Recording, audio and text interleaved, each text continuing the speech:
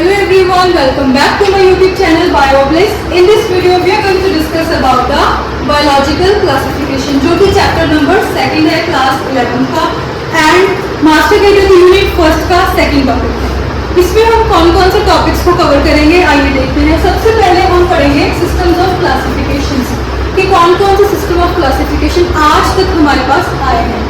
उसके बाद ये सारे जो 5 किंगडम्स हैं हम इनको डिस्कस करेंगे, Monera, protista, fungi, Plantae and animalia. तो मूव करते हैं सिस्टम्स ऑफ क्लासिफिकेशन की तरफ। तो देखिए फर्स्ट टाइम जो साइंटिफिक क्लासिफिकेशन दी थी वो एरिस्टोटल ने हमें दी थी, जो कि हमारे पास आर्टिफिशियल सिस्टम ऑफ क्लासिफिकेशन रहता है। एरिस्टोटल ने हैबिटेट के बेसिस पे सारे लिविंग ऑर्गेनिजम्स को दो में डिवाइड करा था, प्लांट्स एंड एनिमल्स। प्लांट्स में हमारे पास बेटा on the basis of habitat plants को 3 पार्ट्स में डिवाइड किया गया, क्रॉप्स में, श्रब्स में एंड ट्रीज में। जो हमारी जड़ी बूटी रहती है, जो घास फूस रहता है, जो बड़े बड़े पेड़ रहते हैं उन्हें को डिवाइड करते हैं। उसके बाद अगर हम एनिमल्स की तरफ मूव करते हैं तो एनिमल्स में क्या हुआ बेटा, on the basis of blood 2 categories में हमने एनिमल किंगडम को डिवाइड कर दिया। First is enaima and second is anaima. Enaima में बेटा ब्लड था जो वो रेड कलर का था एंड जो एनाइमा था उसमें रेड कलर का ब्लड नहीं। मूव करते हैं सिस्टम्स ऑफ क्लासिफिकेशन की तरफ एंड उसमें सबसे पहले आएगा हमारे पास 2 kingdom classification. It was given bye Karl Linnaeus. ठीक है, तो कार्ल लिनियस ने 2 में डिवाइड करा, प्लांटे एंड एनिमेलिया में। प्लांटे में क्या था, जिनमें बेटा सेल वॉल प्रेजेंट थी एंड एनिमेलिया में सेल वॉल एब्सेंट थी। तो इन्होंने बैक्टीरिया को, फंजाई को एंड प्लांट्स को सभी को प्लांटे में डाल दिया एंड एनिमेलिया में सेल वॉल एब्सेंट थी, तो हमारे पास प्रोटोजोआ एंड एनिमल्स रहते हैं। इसकी लिमिटेशंस हैं कुछ, तो कौन कौन सी लिमिटेशंस है आइए देखते हैं। सबसे पहली लिमिटेशन इसकी ये है कि ये डिफरेंशिएट ही नहीं कर पाया यूनिसेलुलर एंड मल्टीसेलुलर ऑर्गेनिजम्स में। अब देखिए हमारे पास जो माइटोकॉन्ड्रिया रहता है दैट इज यूनिसेलुलर एंड हमारे पास स्पाइरोगाइटा है दैट इज मल्टीसेलुलर। लेकिन बेटा कार्ल लिनियस ने इन दोनों को एक ही किंगडम में प्लेस कर दिया, which is the limitation of this classification. Next अगर हम देखें तो इसकी सेकंड जो लिमिटेशन है दैट इज इसने यूकेरियोट्स एंड प्रोकैरियोट्स को इकट्ठा ही प्लेस कर दिया एक ही किंगडम में। जैसे कि बैक्टीरिया हमारे पास बेटा प्रोकैरियोट्स रहते हैं एंड फंजाई इज यूकेरियोट, लेकिन इन्होंने क्या किया, इन दोनों को एक ही ग्रुप में प्लेस कर दिया। ठीक है, थर्ड जो लिमिटेशन है इन्होंने ऑटोट्रॉफ्स को एंड हेटेरोट्रॉफ्स को भी इकट्ठा ही रख दिया। जैसे कि हमारे पास ग्रीन प्लांट्स है बेटा वो ऑटोट्रॉफ्स है एंड हमारे पास जो फंजाई रहती है दैट इज हेटेरोट्रॉफ, लेकिन इन्होंने क्या करा, दोनों को इकट्ठा ही एक ही ग्रुप में रख दिया, which is the limitation of 2 kingdom system of classification.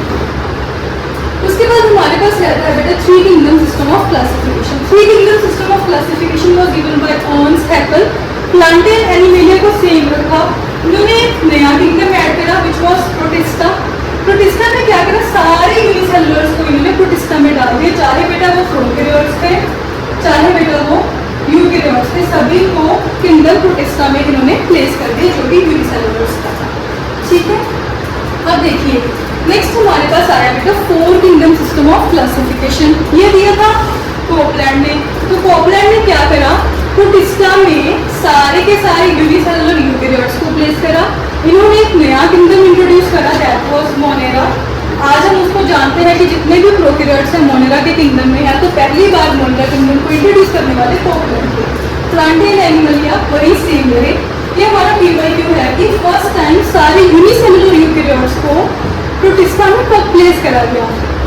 तो ठीक है, किसने प्लेस करा, तो कोपलैंड है हमारे पास, वो प्रोटिस्टा में पहली बार सारे यूनिसेलुलर यूकेरियोट्स हमारे पास आए।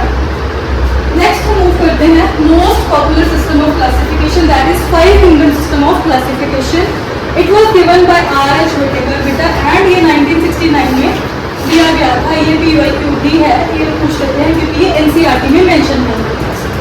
तो इन्होंने 5 किंगडम में कौन कौन सी चीज़ें हैं, मोनेरा वही हमारे पास पुराना जिसमें प्रोकैरियोट्स थे, प्रोटिस्टा जिसमें बड़े यूनिसेलुलर यूकेरियोट्स थे, कुछ भी नया नहीं है इसमें। देन इन्होंने इंट्रोड्यूस कौन से किंगडम को करा, दैट वाज फंजाई। फंजाई में क्या था बेटा, हेटेरोट्रॉफिक थे, ये सेल वॉल इनकी काइटिन की बनी हुई थी। नेक्स्ट हमारे पास रहते हैं प्लांटे। प्लांटे में क्या था, ऑटोट्रॉफ्स आते हैं सारे जिनकी सेल वॉल बेटा सेलुलोज की बनी हुई है। देन हमारे पास है एनिमेलिया। एनिमेलिया में बेटा सेल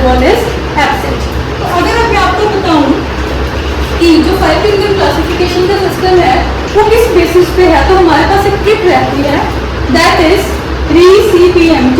री मतलब reproduction, cellular organisation, phylogenetic characteristics and mode of nutrition and thallus या फिर बॉडी ऑर्गेनाइजेशन, ये इनके बेसिस रहते हैं जो हमारे पास 5 किंगडम क्लासिफिकेशन का सिस्टम है।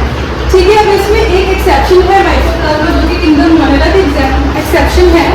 किंगडम मोनेरा में हम सारे प्रोकैरियोट्स को प्लेस करते हैं एंड बेटा इनमें सेल वॉल प्रेजेंट होती है, बट सिर्फ माइकोप्लाज्मा ही ऐसा है जिसमें सेल वॉल एब्सेंट होती है। अब हम मूव करते हैं बेटा 6 kingdom system of classification.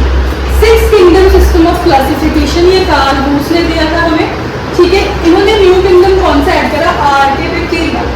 आर्के bacteria में क्या था कि जो पुराने वाले बैक्टीरिया है जो कि हार्श कंडीशंस में सर्वाइव करते हैं उनको इन्होंने प्लेस करा था इन किंगडम आर्के बैक्टीरिया। इन्होंने 6 किंगडम्स को 3 डोमेन्स में डिवाइड कर दिया। फर्स्ट हमारे पास है आर्किया जिसमें आर्के बैक्टीरिया रहते हैं, देन इज यू बैक्टीरिया जिसमें नए वाले बैक्टीरिया रहते हैं हमारे पास, एंड यूकेरिया जिसमें सारे यूकेरियोट्स रहते हैं।